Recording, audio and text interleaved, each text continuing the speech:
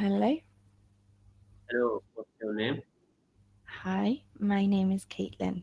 What is your name? My name is Ahmed. Nice to meet you. Where are you from? Great. Nice to meet you. I am from the UK. And where are you Hmm, from? I'm from Iraq. Great. Where do you live? Where do you live in Iraq? Where do you live in UK? Sorry. I am from Cambridge, not far from Hmm. London. Oh, nice. Mhm. Cambridge is nice. A famous city in the UK. Mhm. Yes. Okay, So, thanks. Yes, go ahead. so how long have you been studying here? Uh, I have been here for 1 month to Mhm. speak with the tutor and to discuss about something, slang, phrases, and sentences, and ask the tutors about the real plan to learn English. Okay, very good. Yes, yes, So, can uh, you tell me? Mhm. yes. Go ahead. So, can you tell me a little about why you are learning English? Ah, oh, nice. A good question. First of all, I'm English teacher. I teach English in primary school. Mhm. So I want to speak like a native speaker because English language is international language. The sky language and the earth language, economic language, a war language, a pilot language, a medicine language, a teaching language, and it's the English language. It's become the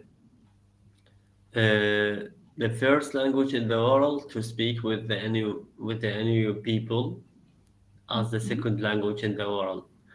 And I want to speak English because I'm English teacher. Or should I speak like a native speaker? Okay, that's very good.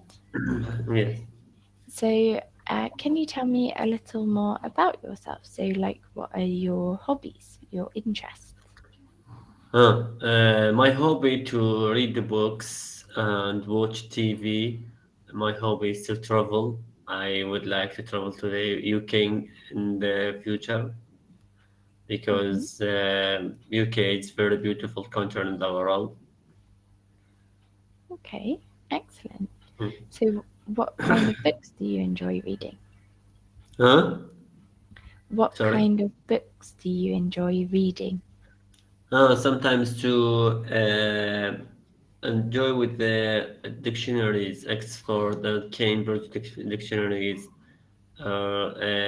grammar, English grammar books, Hmm. to look for about the words, to look for about the tenses, how to use uh,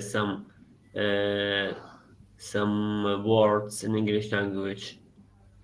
Okay, let me ask you about me. Is there is there a real plan to learn English or just depend on the person who want to learn English, listening, speaking, reading books, watch TV, watch social media, watch BBC, watch channels on TV? Hmm. So, what was your question? Sorry, is there a plan to learn Yes, a English? plan. Yes, plan. There's not really a specific plan for everyone to follow. It Mm. really does depend on student and their abilities.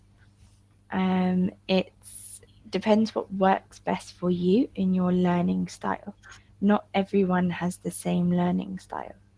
Some Mm. people prefer to practice like pronunciation or vocabulary, for example. Some people prefer to focus on grammar. It really depends, like level and learning, how you prefer to learn. Mm. Okay. What about the IPA? Do you think IPA it's useful to learn English as a Uh, person? yes. Sorry, could you say that again? APA. The you mean like phonics? Is that right? Yes, absolutely. Yes, phonics. Yeah. Yes. It is like for example, for children who are learning English like Mm. it as their native language, we often learn phonics first when we're children in school. Um, It's important to learn phonics. it's particularly important for pronunciation and reading Mm. because in the English language, the alphabet sounds like A, B, C, D, they are not the same as they are read sometimes. Mm. We have different phonetic sounds for reading and pronunciation. So yes, I would say it is important in a lot of ways. Is there a website to help me with the improve English language? So this is one of the main ones that a lot of tutors use. It's called Engu. Mm. Mm. It has a lot of English learning resources here. So they have the phonics actually. They have the teaching the Mm. phonetic alphabet. Um, they also have grammar, phrasal verbs, idioms. I also use this website for daily news. So for students who want to read an article and have a discussion, it's really helpful.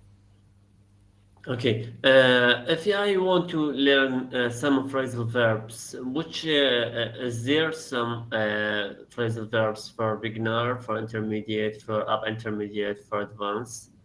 Yes. So this website also shows you them. I can actually share it with you here just to show you what it looks like. Um, Most of the idioms or phrasal verbs, they are generally advanced level, um, but I have taught them to different levels before. So you can see here, they are mostly advanced level, Mm. but they can be quite easy to understand with the way that they set these lessons. So they can be good. Yeah, Mm. This phrasal verbs on Ingo. yeah, that's right. Uh, uh, I don't know. Is Ingo a Japanese website to learn English or American or British English or? I'm not sure. They use a lot of. Sometimes there are some American English words, but generally it's all the same standard, same level. Mm. Hmm. Wipe off, stay out of, clean up, take in, look up, and drop off, wear out, pull out, turn out, catch on, all around, catch up, give in, show off, walk out. Yeah, There are I think it's many. Mhm. yes, I know that's this is three lessons. I think phrasal verbs is difficult or easy to learn. It's not really whether it's difficult, whether it's easy. It depends on level and student. Some Mm, people find things harder than others. But generally, phrasal verbs are used in daily life in English. Um, mm. Usually, like for example, pick up is a common one. It's used in a couple of different ways. So we use them a lot. Okay. Should as learning second language, should I learn grammar and the language together, or learn language first and the grammar later? So this depends because a lot of students that I have met before, they have knowledge of the grammar. They know the grammar already, but they have never practiced it in speaking. So the Mm. grammar, for example, if they are writing, they may know exactly how to do it, but it's different when you are speaking. So often, what we do with students here, we practice a different conversation, and we may either make corrections with grammar as we go. That's mean to learn both of them, language and the grammar. Yes, yeah. Ah, yeah, Mhm. okay. What about the slang language? What about it? Informal language. Yes. Hmm. Do you know something in slang or informal language? For example, blessing disguise. This means good things that seem bad first. For example, losing a job was a blessing disguise. Number two, pictures worth thousand words. This means picture tells the story just as So well as infinite better than better words. this, For example, please sketch out a floor plan because the picture is worth thousand words. Number three, piece of cake. This means it's really easy. That examples piece of cake. Number four, actions speak louder than words. This means what someone actually does mean more than they will say they will do. For example, I'm going to wait to show me he loves me because actions speak louder than words. Number five, add insult to injury. This means to make bad situation worse. For example, I was late on insult to injury. I forget my keys. Number six, as cheap as chips. This means it's really cheap. For example, don't worry about paying back those cheapest chips. Number seven, barking up the wrong day. This means what someone actually does mean more. They will say, this means to be wrong, to cheat something or reason for something, rather than to. For example, I think you are barking up the wrong tree, rather than to read the textbook cover to cover. You should try the SQR method. Number eight, beat around bush. This means to avoid saying what you mean because uncomfortable. For example, I'm not going to beat around bush. I hate your boyfriend. Number nine, better late than never. This means to say something to arrive later better than not arrive. For example, wow, she finally turned up. Better late than never. Number 10, bite off more than you can chew. This means to bite off more than you can chew. This means to do something too difficult or too much for you. For example, I have bitten off more than I can chew with this Campbell Totters. Yes, okay. yeah, So yes, these are idioms. This yes, is I know that. can be used as informal language. Yes. Mm, Also, Engu is a good website for this. What I have just scrolled mm. down to on the screen. These are also lots of idioms.